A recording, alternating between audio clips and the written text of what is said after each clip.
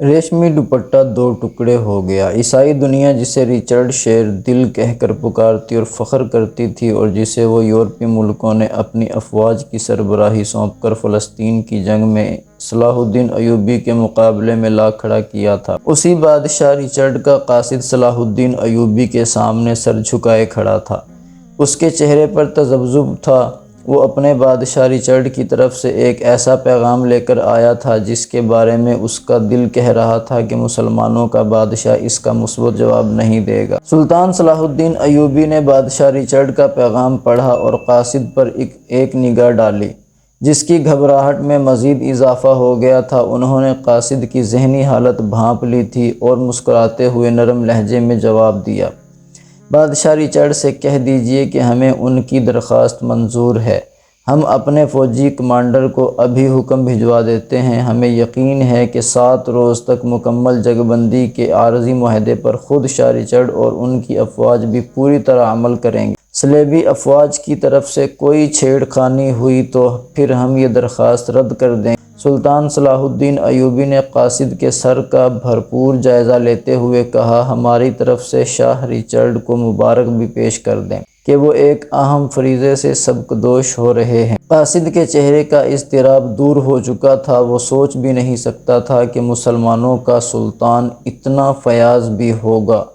دل ہی دل میں وہ یہ بھی سمجھتا تھا کہ اگر ایسی درخواست سلطان صلاح الدین ایوبی کی طرف سے بادشاہ رچرڈ کی خدمت میں پیش کی جاتی تو وہ اسے حقارت کی راہ دیتا، بلکہ اسے سارے دربار میں سنا کر اس کا مذاق اڑاتا۔ سلطان صلاح الدین ایوبی نے رچرڈ کی درخواست قبول کر کے فیاضی کا ایسا ثبوت پیش کیا تھا جس کا تصور بھی اس عیسائی قاصد کے لیے محال تھا۔ شاہ رچرڈ اپنی بیٹی ماریہ کی شادی کرنا چاہتا تھا۔ شادی کے جشن کے لیے اپنے عین ایسے زمانے میں 7 روز کے لیے جنگ بندی کی درخواست کی تھی جبکہ صلیبی جنگ اپنے زوروں پر لڑی جا رہی تھی۔ شاہ رچرڈ کے علاقے اور حلقے میں شادی کی تیاریاں زور و شور سے ہونے لگیں۔ تھکے ماندے سپاہیوں کو بھی سستانے کا موقع مل گیا۔ عیسائی کیمپ میں فوجی شب و روز شراب پیتے اور رقص و سرور کی محفل برپا کرنے لگے۔ سلطان صلاح الدین ایوبی کے کیمپ میں سپاہی آرام کرتے اور اپنے خدا کی عبادت میں مشغول دکھائی دیتے۔ شادی کے جشن کی تیاریوں میں مصروف شاہ رچرڈ کو ایک نئی بات سوجھی اور وہ اس پر عمل کرنے کے لیے تیار ہو گیا۔ قاصد پھر سلطان صلاح الدین ایوبی کے دربار میں حاضر ہوا۔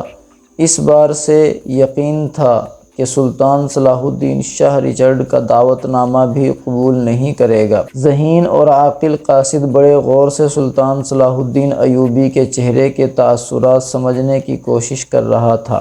سلطان صلاح الدین ایوبی نے دعوت نامہ پڑھتے وقت کسی تاثر یا رد عمل کا اظہار نہیں کیا۔ سلطان نے ایک نگاہ اپنے درباریوں پر ڈالی اور پھر قاصد کی طرف دیکھا اور کہنے لگے، میں شاہ رچرڈ کا شکر گزار ہوں کہ انہوں نے مجھے اپنی مسرتوں میں شرکت کے لیے یاد رکھا۔ شاہ رچرڈ کو میرا پیغام دینا کہ میں شادی کی تقریب میں ضرور شرکت کروں گا۔ قاصد یہ جواب لے کر سلطان صلاح الدین ایوبی کے خیمے سے باہر نکلا تو وہ مسکرا رہا تھا۔ اس کا دل کہہ رہا تھا کہ سلطان صلاح الدین ایوبی نے اگرچہ شادی کے جشن میں شرکت کے لیے حامی تو بھر لی ہے، لیکن وہ اپنا وعدہ وفا نہیں کرے گا۔ بھلا کون ایسا شخص ہو سکتا ہے جو دشمنوں کی کچھار میں جانے پر آمادہ ہو؟ وہ ضرور بعد میں کسی مصروفیت کا عذر پیش کر دے گا۔ شاہ رچرڈ کی بیٹی شہزادی ماریہ کی شادی کا دن آ گیا۔ پورے تذوق و احتشام سے عیسائی طریقے کے مطابق شہزادی کی شادی ہوئی۔ رات کو شادی کی خوشی میں جشن کی تقریب منعقد ہونے والی تھی اور اس میں سلطان صلاح الدین ایوبی کو شرکت کے لیے دعوت بھیجی گئی تھی۔ شام سے پہلے ہی صلیبی کیمپ کا گوشہ گوشہ قندیلوں اور روشنیوں سے جگمگانے لگا۔ سپاہی شراب پی رہے تھے، ناچ اور گا رہے تھے۔ شاہ رچرڈ کے خیمے میں اس کے درباری جرنیل اور عزیز و اقارب جمع ہو چکے تھے۔ شہزادی ماریہ اپنی سہیلیوں کے جھرمٹ میں نئی نویلی دلہن بنی بیٹھی تھی۔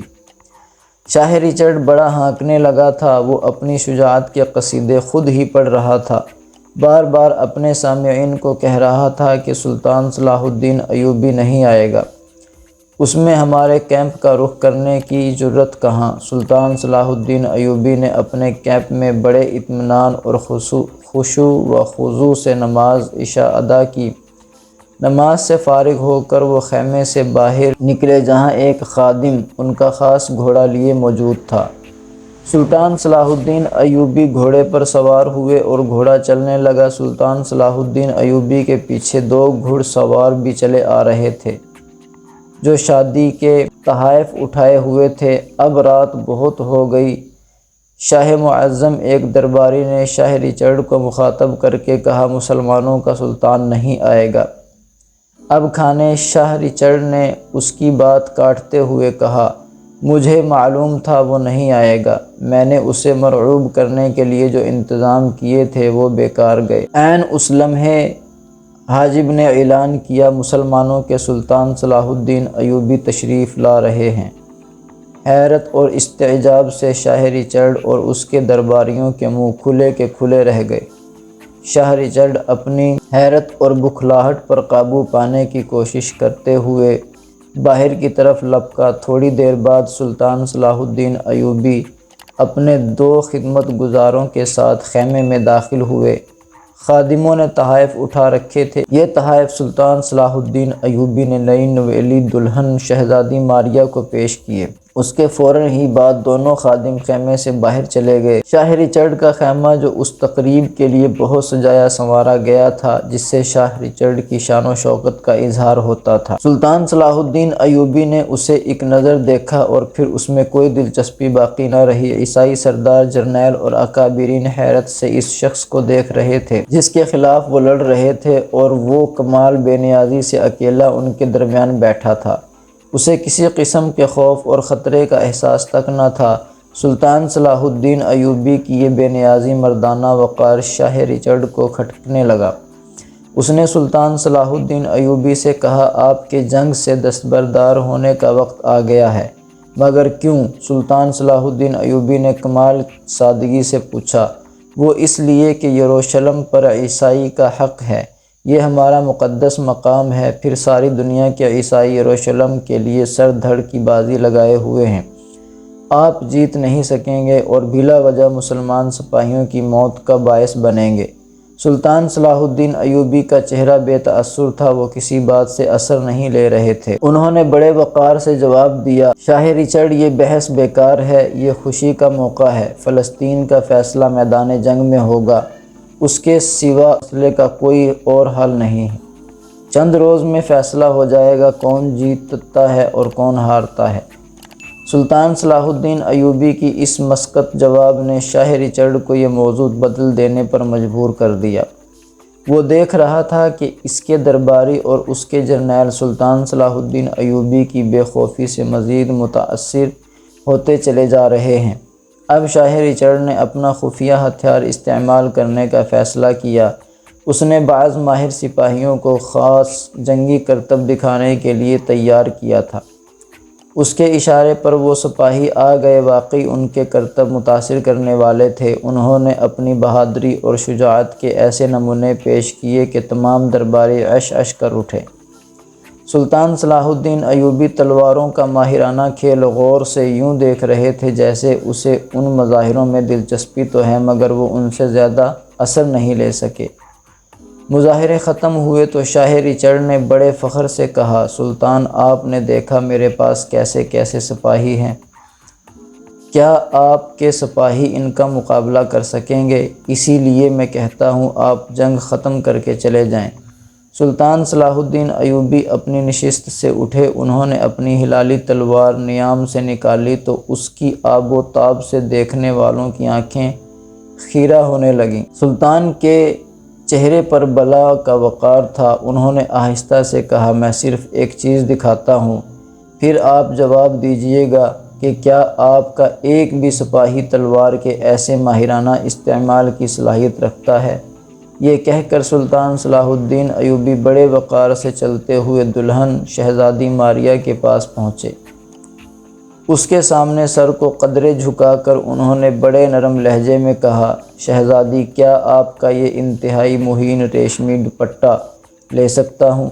سب نگاہیں سلطان صلاح الدین ایوبی اور اس کی تلوار پر جمی ہوئی تھی۔ شہزادی ماریہ بھی بکھلا گئیں۔ ہاں سلطان معظم، آپ لے سکتے ہیں۔